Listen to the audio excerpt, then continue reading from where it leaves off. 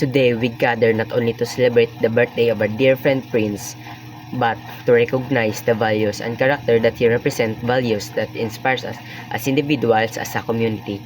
A birthday is more than a celebration of age. It is a reminder of purpose, growth, and responsibility. Prince exemplifies these ideals through his action, mindset, and the way he treats the people around him. He shows us that leadership is not measured by position, but by integrity, respect, and compassion.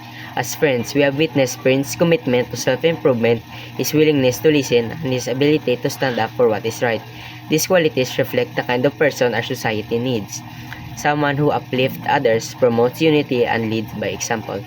On this meaningful occasion, we celebrate not only the years added to his life, but a positive impact he continues to make.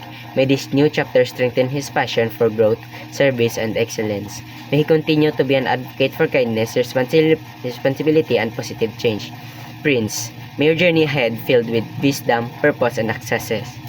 On behalf of everyone here, we wish you a meaningful and fulfilling your year ahead. Happy birthday and continue to inspire us all.